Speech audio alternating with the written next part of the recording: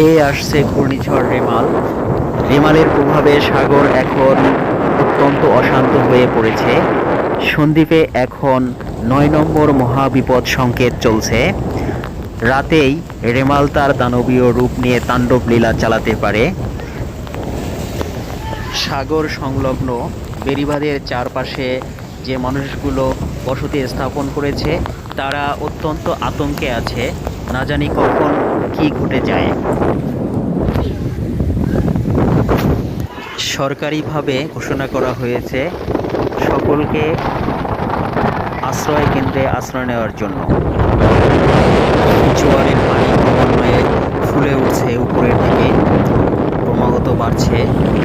জোয়ারের পানিগুলো অন্য সময়ের পানির তুলনায় অনেক বেশি ফুলে উঠেছে। স্থানীয় লোকদের কাছে যেটি জানতে পারলাম, গত কয়েক বছরের মধ্যে আজকে এই জোয়ারের পানি এত বেশি হয়েছে। ১৯৯১ সালের এপ্রিল মাসের শেষের দিকে এখানে এক ভয়াবহ প্রলয়ঙ্করী ঘূর্ণিঝড় আঘাত হানে। যে ঘূর্ণিঝড়ে লক্ষাধিক মানুষের প্রাণহানি, হাজার হাজার গবাদি পশু মারা যায় এবং ঘরবাড়ি বিধ্বস্ত হয়ে পড়ে। সেদিনের সেই ভয়াবহতা, সেই স্বজন হারানোর বেদনা এখনও সন্দ্বীপবাসী ভুলে যাননি। তাদের এখনও সেই স্মৃতি তাড়া করে বেড়ায়। তাই ঘূর্ণিঝড়ের কথা শুনলে সন্দ্বীপবাসীর বুক কেঁপে ওঠে, সেই স্মৃতি মনে পড়ে যায় তাদের।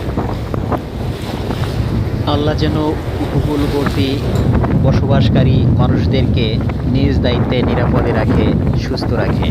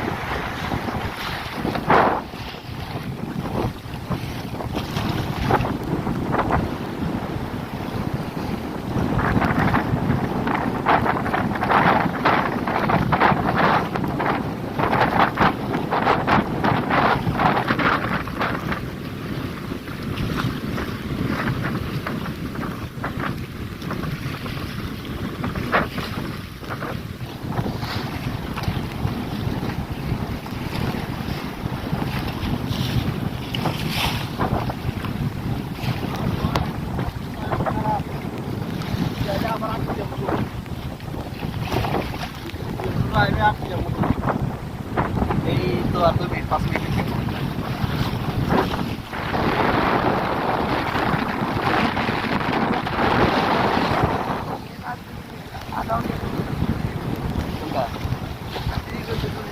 দেবো